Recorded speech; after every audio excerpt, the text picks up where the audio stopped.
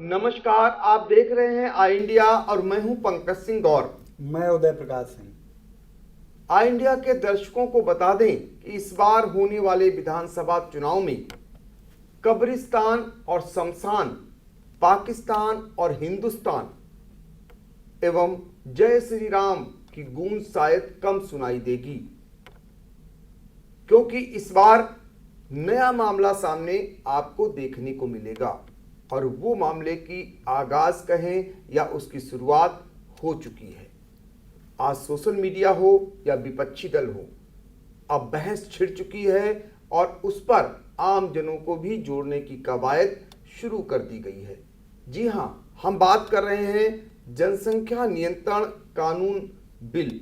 जो नया कानून बिल लाए जाने की तैयारी योगी सरकार कर रही है, उसको लेकर क्या सोशल मीडिया और क्या विपक्षी दल, हर कहीं बहस छिड़ चुकी है।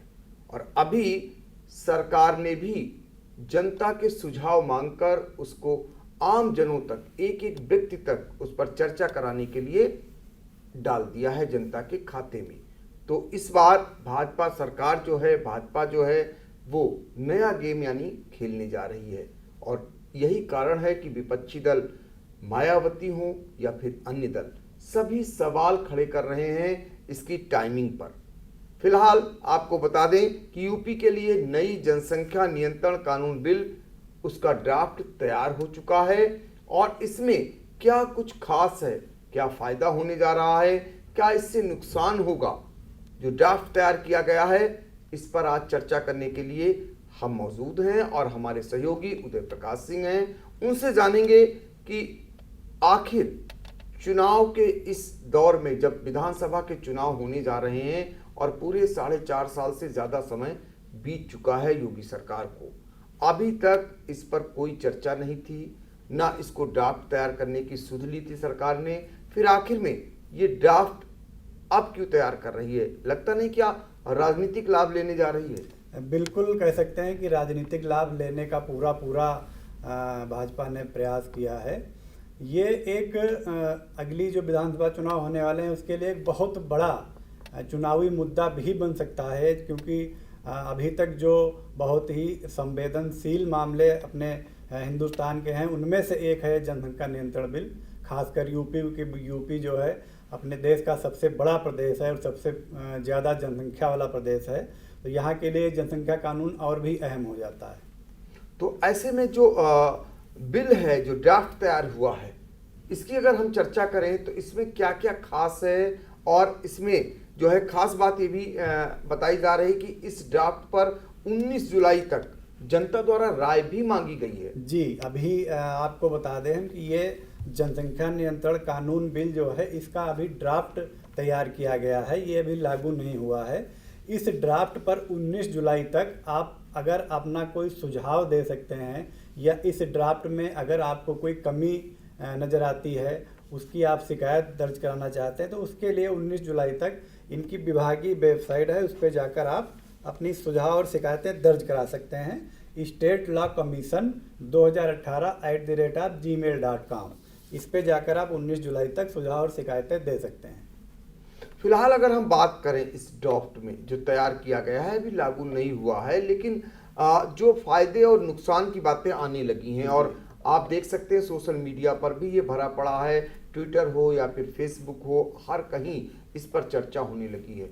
क्या शहर और क्या गांव और क्या गली और क्या मोहल्ले, हर जगह इसको लेकर एक नई बहस छिड़ गई है। विपक्षी दल के लोग भी सरकार को घेरने लगे हैं। तो ऐसे में चर्चा बनती है और चर्चा इसलिए बनती है कि अब हम चर्चा करेंगे ये कि इसके फायदे क्या हैं, इसके नुकसान क्या हैं, क्योंकि आई इंडिया के दर्शक लाखों की संख्या में हो चुके हैं और वो बराबर हमसे आज जानकारी चाह रहे हैं कि जो योगी सरकार ये जनसंख्या नियंत्रण को लेकर नया ड्राफ्ट ला रही है उसमें क्या कुछ खास है। ऐसे में हमारी जिम्मेदारी भी बन जाती है कि आप तक सही बात पहुंचाएं, यानी जो बिल ड्राफ्ट तैयार हुआ है उसमें क्या कुछ खास है। तो पहले हम जानेंगे आपसे इसके फायदे क्या क्या हैं। जी, ये जो ड्राफ्ट तैयार किया गया है इसमें काफ़ी विस्तृत तरीके से एक बच्चा वालों के क्या फ़ायदे होंगे, दो संतानें जिनके हैं उनके क्या फ़ायदे होंगे, नुकसान क्या होंगे जो बिल ये नहीं मानेगा, और कई चीज़ें इसमें दी गई हैं। तो फ़ायदे आपको हम सबसे पहले बताते हैं। एक बच्चे वालों के लिए जो इस मसौदे में चीज़ें दी गई हैं, उसमें वन चाइल्ड पॉलिसी इसका नाम दिया गया है। इसमें बीपीएल श्रेणी में आने वाले परिवारों को विशेष प्रोत्साहन देने के कई बिंदु उसमें निर्धारित किए गए हैं। जैसे कि एक बच्चा होने पर अगर वो लड़का है तो 77,000 रुपये, और बालिका होने पर यानी कि अगर वो लड़की है तो 1,00,000 रुपए की प्रोत्साहन राशि सरकार देगी। यह सुविधा माता पिता द्वारा एक बच्चा पैदा होने पर ऑपरेशन करा लेने के बाद ही आपको मिलेगा। यह भी इसमें शर्त जोड़ी गई है। इसके अलावा आप बेटी अगर आपकी एक संतान में है तो उसकी उच्च शिक्षा तक मुफ्त पढ़ाई, और अगर बेटा है एक संतान में तो 20 वर्ष तक निःशुल्क शिक्षा का प्रावधान इसमें किया गया है सरकार की तरफ से। इसके अलावा उच्च शिक्षा के लिए छात्रवृत्ति और सरकारी नौकरियों में वरीयता, अगर आपके एक संतान है तो एक संतान वालों के लिए सबसे बड़ी बात ये जो दी गई है, उच्च शिक्षा के लिए छात्रवृत्ति और सरकारी नौकरियों में वरीयता, ये एक बच्चे वालों के फ़ायदे हैं। अब हम आ जाते हैं दो बच्चे वालों के। जी। दो बच्चे वालों में जो फ़ायदे दिए गए हैं, इसमें यह दिया गया है कि सरकारी नौकरी नहीं होने पर उत्तर प्रदेश सरकार जिनके दो बच्चे हैं उनको पानी, बिजली, हाउस टैक्स, होम लोन में छूट का प्राविधान कर सकती है उनके लिए, और अन्य सुविधाएं भी इसमें ऐड कर सकती है आगे। फ़िलहाल अभी मोटा मोटा यही आई हैं। इसके अलावा एक बच्चे पर होने पर वो तो आपको बता ही चुके हैं पहले फ़ायदे। अब हम नुकसान की तरफ चलेंगे कि अगर नुकसान क्या होगा 2 से अधिक संतान होने पर। नुकसान भी बताया गया है कि आपको आने वाले समय में ये सुविधाएं नहीं मिलेंगी, उस पर भी प्रकाश डालेंगे। जी, 2 से अधिक संतान होने पर आपको कई नुकसान भी हो सकते हैं जब ये बिल लागू होगा उसके बाद। उसमें सरकारी योजनाओं का लाभ आपको नहीं मिलेगा, ना ही सरकारी नौकरी के लिए आप आवेदन कर सकते हैं। राशन कार्ड में 4 से अधिक सदस्य नहीं होंगे, यानी कि 2 से अधिक ज़्यादा बच्चे हो जाएंगे, उनका नाम आप राशन कार्ड में नहीं लिखवा पाएंगे। पंचायत और स्थानीय निकाय चुनाव आप नहीं लड़ सकेंगे, आप मतलब वो जिनके 2 से अधिक संतानें होंगी, ये नुकसान होंगे 2 से अधिक बच्चों वालों को। तो ये बहस अब छिड़ चुकी है। जो योगी सरकार अभी जो नई जनसंख्या नियंत्रण कानून बिल जो ड्राफ्ट तैयार किया गया है उसको लेकर के ही बहस छिड़ी हुई है। आपको ये भी बता दे रहे हैं लगे लगे हाथ कि अभी ये केवल ड्राफ्ट तैयार हुआ है, ये लागू नहीं हुआ है, लेकिन बहस अभी से तेज हो चली है। बाद में हालांकि जब ये ड्राफ्ट तैयार होगा तो ये आयोग जो है आपका इसे अंतिम रूप देकर राज्य सरकार को सौंप देगा। अभी राज्य सरकार ने आमजनों से अपनी राय मांगी है, एक वेबसाइट जारी कर, जिसके माध्यम से जिसको जो कहना है, आपत्ति दर्ज करानी है या सुझाव देना है, वो सारे कुछ राज्य सरकार समाहित करेगी और उसके बाद ये प्रदेश सरकार इसे सदन में पास करवा सकती है। ऐसी प्रबल संभावनाएं हैं। विधानसभा चुनाव के पहले इस तरीके का जो नया जनसंख्या नियंत्रण कानून बिल आएगा, उसको लेकर के बहुत सारे अनुमान ये लगाए जा रहे हैं कि इससे भाजपा को बड़ा फायदा मिलने जा रहा है या भाजपा बड़ा फायदा उठाने जा रही है। यही कारण है ठीक चुनाव से पहले भाजपा ने सभी का ध्यान बांट दिया है और सारे लोग लगभग मोटा माटी हर कोई इस पर चर्चा करने लगा है। अब सभी जानते हैं कि जिस तरीके से जनसंख्या बढ़ रही है कितनी घातक है हमारे देश के लिए, समाज के लिए, उस पर नियंत्रण होना चाहिए। लेकिन विपक्षी दल भी मानते हैं इस बात को, पर उनका असल सवाल ये है कि इसकी टाइमिंग सही नहीं है।